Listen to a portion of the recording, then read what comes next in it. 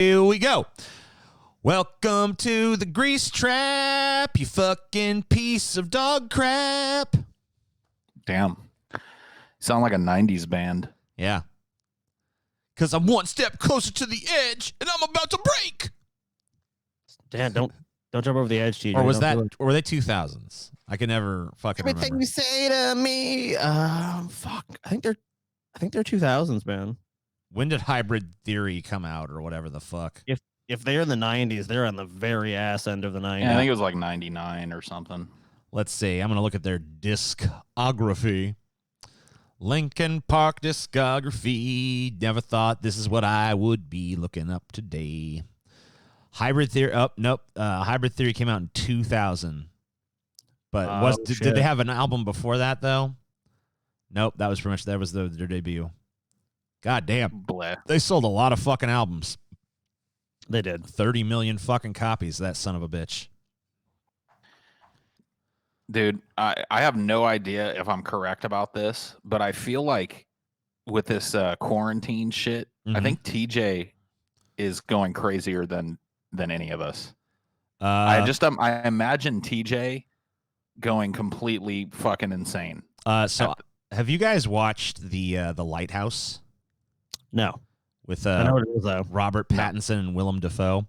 So I watched that, and that is a movie about two people who are trapped in a house that are totally isolated from the rest of the world, who start to go slowly insane, and I'm starting to feel like I'm living that, basically. So I think Paul's right. I think I am going mad. TJ's the man in the house. Buried in Cheetos. Yeah. I was gonna say Cheese Whiz. Why? I have some of that. Oh, I gotta get that.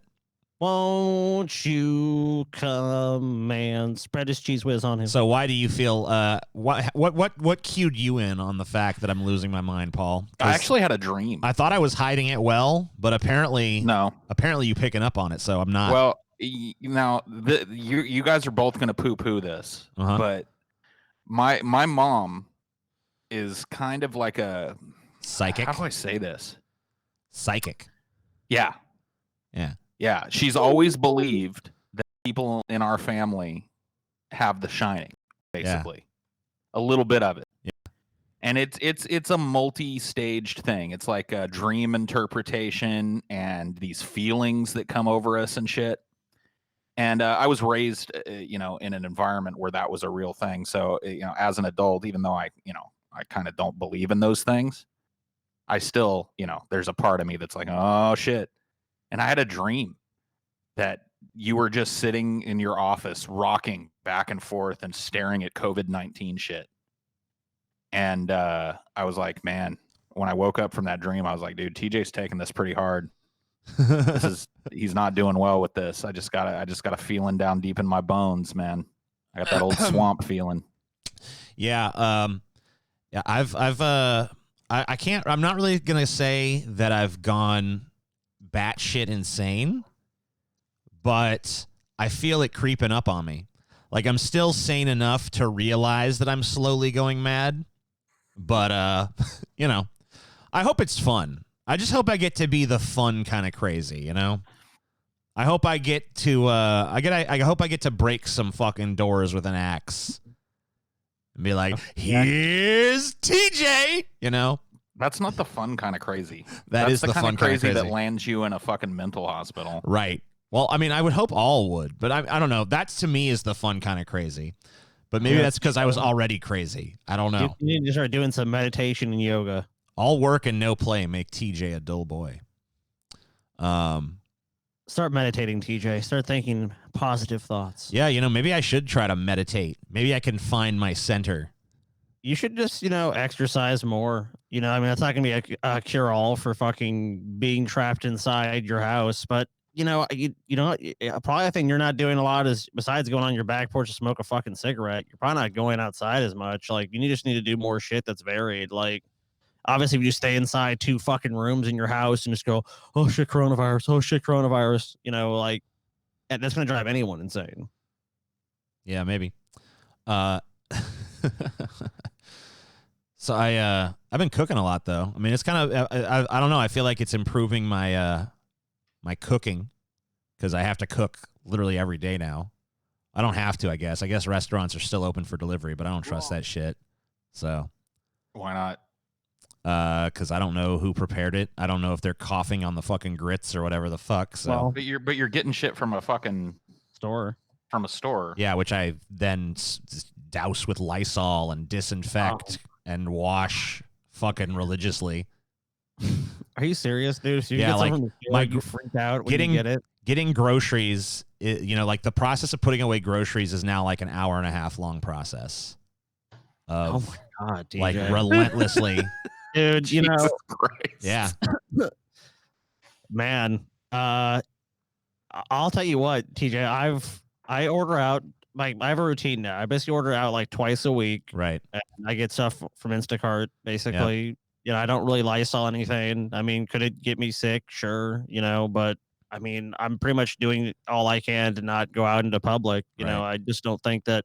I mean, do whatever you think is necessary, but I think you guys are maybe placing outsized importance on the coronavirus. You guys aren't really going out. You guys, you're not really doing anything risky. I don't interact with the Instacart people. I make them leave the stuff on the porch and leave. That makes sense. And then I go out and I grab it and then I wash my hands and then I disinfect it and then I wash my hands again. And then, you know, so there's a process to it.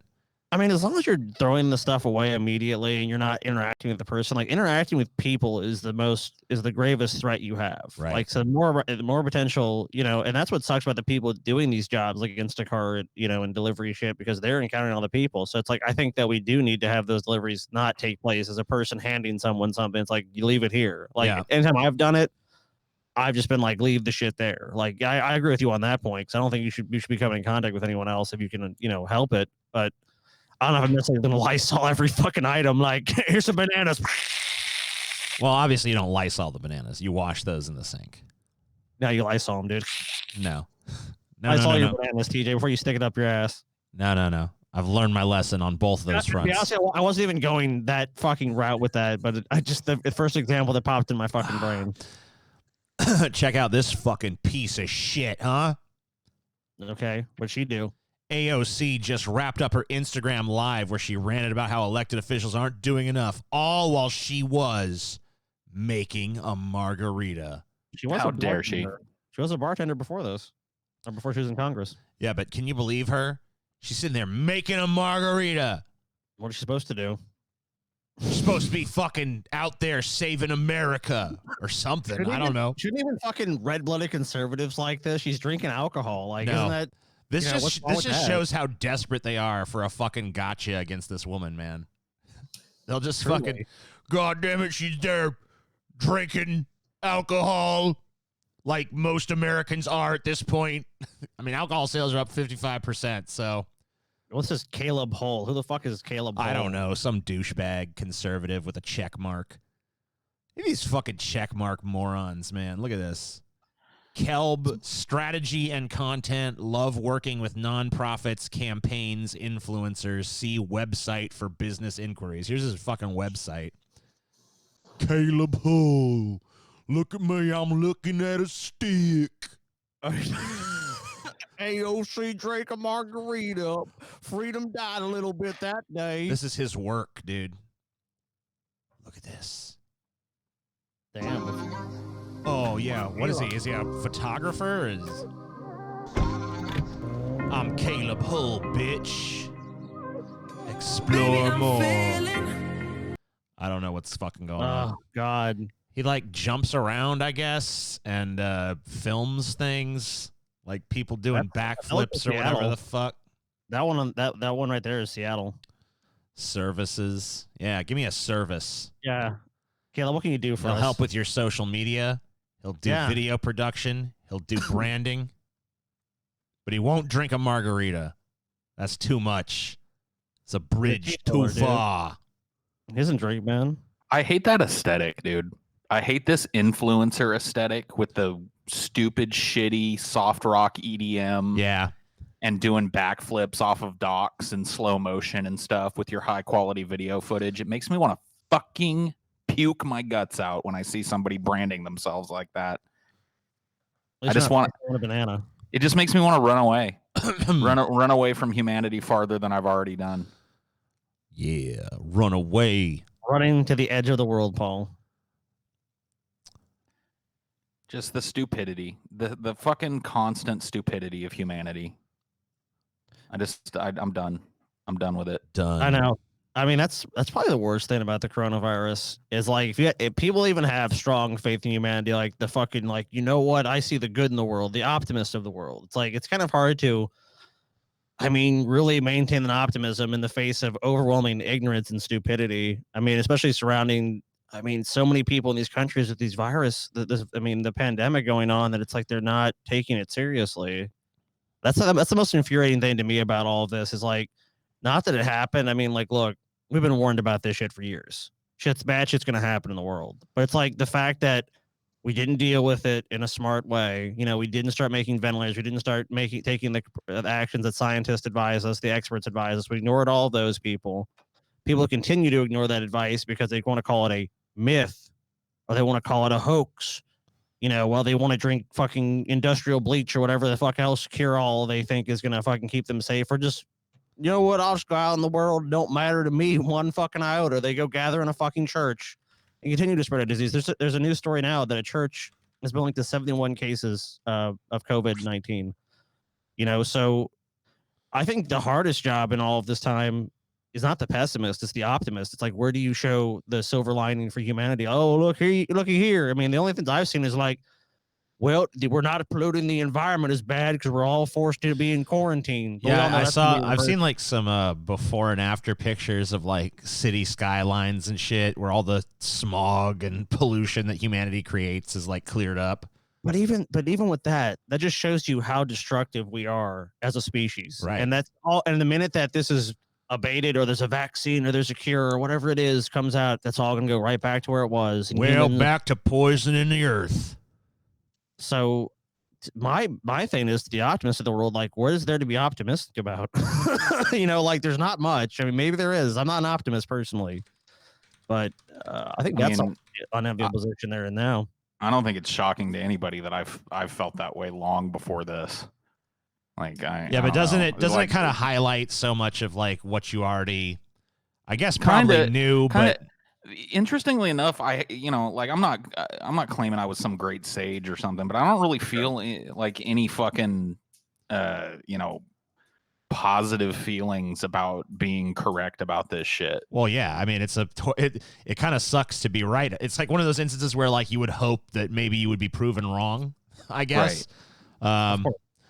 Because, you know, I mean, like, if anything, like, this sort of event just seems to, I mean, granted, occasionally you'll see some examples of, like, wow, the best of humanity coming out. But for the most part, what you're really seeing is a huge magnification of everything that's awful about us as a species. Yeah, it's not just the fucking virus and shit. That's one of the things that's kind of annoying me about people is, like, they don't see the connective tissue here. It's like, what allowed this to become a pandemic? That's the problem. We have completely ineffectual governments who are in the pockets of big corporations. That's the reason why planes kept flying in and out of fucking China after this giant outbreak there that everybody knew about. For months. It's like no big secret for months. You know what I mean? And nothing's going to get done about that. Right. Like the virus will be handled eventually. You know, there'll be there's a number of vaccines in fucking clinical trials now. Right. There's a number of fucking treatments for, you know, lessening the severity of the symptom. Like that part of it is, you know, this is just a symptom of the greater overall problem, and nobody cares about that. It's like now the focus is, man, I can't wait to get back to normal. It's like normal is what caused this. There's like, not. I mean, look. Whatever happens, I think that. I think the idea that things are going to return to the way they were before, I don't know.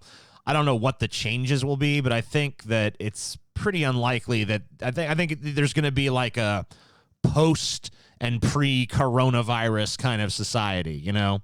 I think that there's going to be some lasting impacts of this even after, the pandemic itself is contained, or there's some sort On of... an individual level, you really think so? On an individual level, I don't know. See, that's the problem. On a societal level. Yeah, there's going to be some societal changes. People, maybe we'll be more reactive to these things in the future. But like just people being mass consumers, easily influenced by ever shadier fucking news media and quote unquote influencers like that fucking douche nozzle with the drone footage. You know what I mean? That we looked at earlier. Yeah. That ain't going to change. And that's the shit that really allows this to happen. It's just obliviousness to the problem. Here's a tweet that I found pretty funny earlier. Like to hear what your take is on this.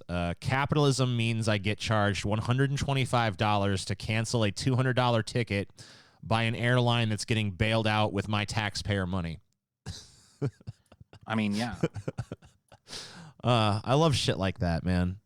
I mean, the Piper is going to get paid. And I've been harping on capitalism since I can fucking remember, dude. And I've been called a crazy fuck and called a commie. And it's just like this system of hyper exploitation and fake ass fiat currency is ruining this planet. It's ruined the way that we interact with one another. It's ruined our fucking ability to be mobile in a society. It's ruined the environment. It's just ruined everything. And it's like, but people are so married to it because if you've got like lower middle income, you can go out and you can ride a roller coaster, go to a concert, or you know what I mean? Just like so easily distractible people are. And, I got to be honest with you, for the first time in my life, I'm tired of hearing it from myself. Like, I'm just tired. I'm tired of doing it. I'm tired of fucking taking part in it. I'm tired of fucking harping about it. It's just, we deserve it. We deserve it. People are too stupid. We've got more access to information now than at any point in human history, but we're too stupid to do anything with it. So whatever we get, we deserve, as far as I'm fucking concerned. my personal suffering notwithstanding, of course, I don't want to fucking starve to death or live in some post-apocalyptic wasteland or some shit. I ain't rooting for that. But it's looking ever more to me like that's the way we're headed. Yeah, and I mean, at the end of the day, we'll have pretty much no one to blame but ourselves. At least that's how it should be. But that ultimately all of these problems that people have created for themselves, they're going to find convenient scapegoats for and say, "Oh, it was this group, it was this people."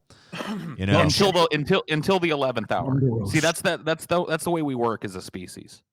It won't, like, this is not enough. Having this global virus and this crazy fucking economic shutdown, it's not quite enough. It's like until the 11th hour, and then all of a sudden everybody will have known all along. You know what I mean? Oh, I just knew that this capitalism and money lending and money exchanging and fiat currency was I knew it, man. I knew it.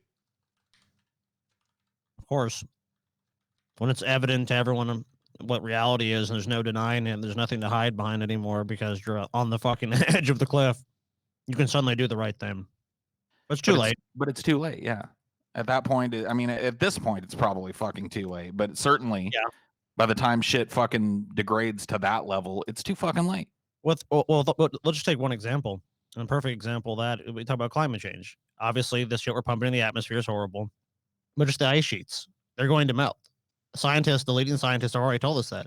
Even if we stopped all emissions today, like, nope, there's no more emissions.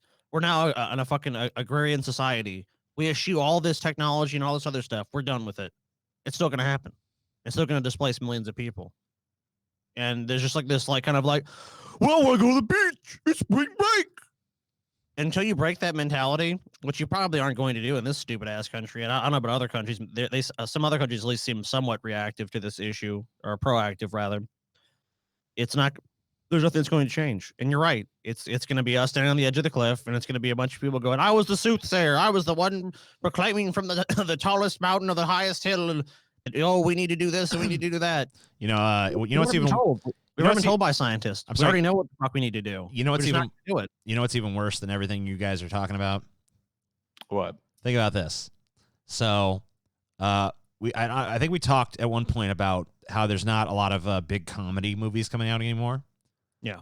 And, someone came to me and said, I think that a lot of the reason why there's not any big comedy movies anymore is because all of the, all the comedy now is memes.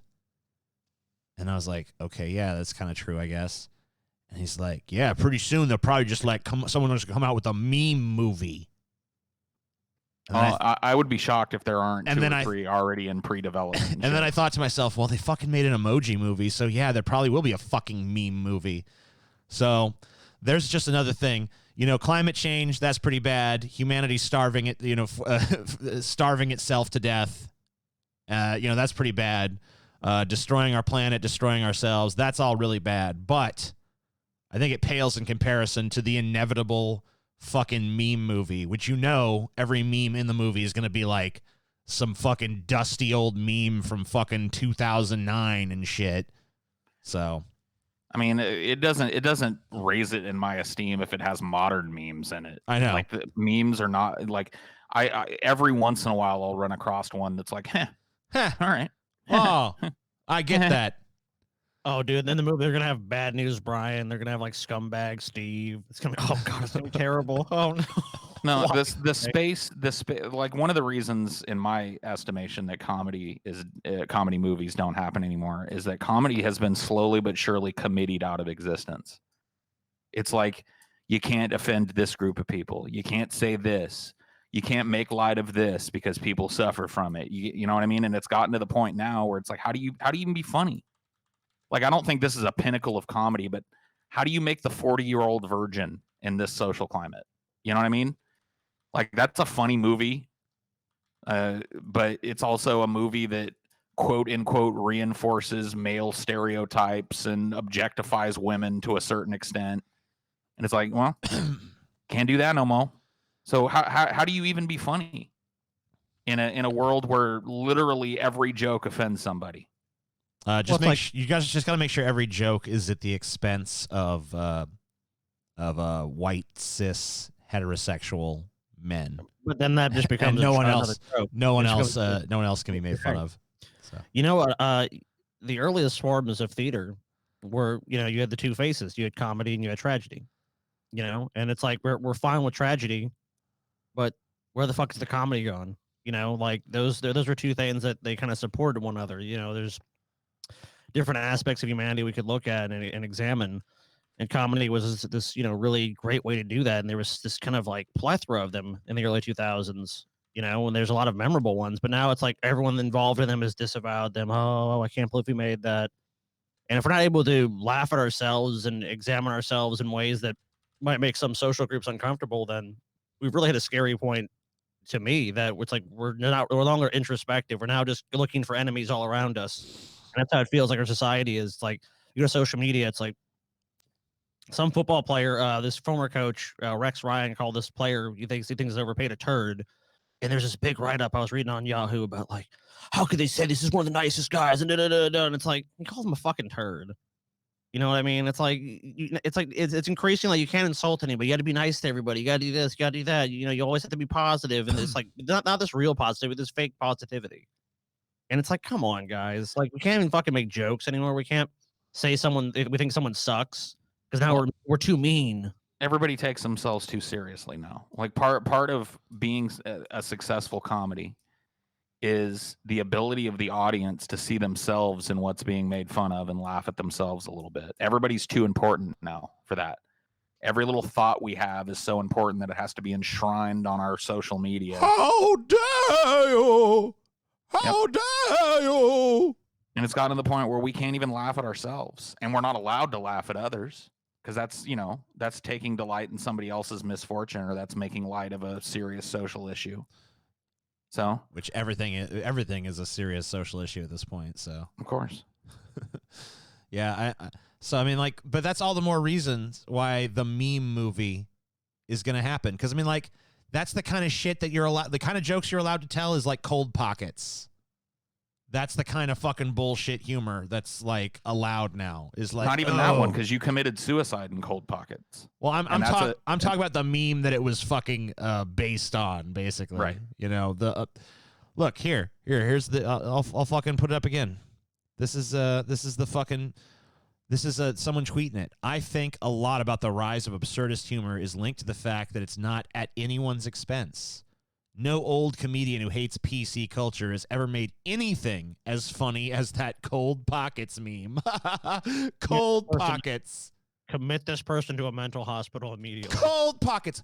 Look at the likes on that, dude. Look at those likes. 47,000 fucking likes. I don't care if there's a million likes. It's still stupid. And there's me over there. Popularity. If someone says, "Look how many likes it has," look how many people did the Tide Pod challenge. Does that mean you should do it? I just the reasoning people use is so specious. The Cold Pockets meme is not even vaguely in any way funny. It's literally like a kindergarten level joke. Yeah. Hot Pockets? What if they were Cold Pockets? I mean, come on. And this person's literally, just sitting there saying like, oh man, isn't this great? Isn't this like, this is the new humor? You know, all these comedians whining about fucking, oh my God, PC culture and all this. Yeah, you know how bad it is, dude? It's so bad it could be a Scotty joke. That's how bad it is. So anyone thinks that Cold Pockets is worth the fuck, you need to have your head examined. Cold Pockets. Ugh.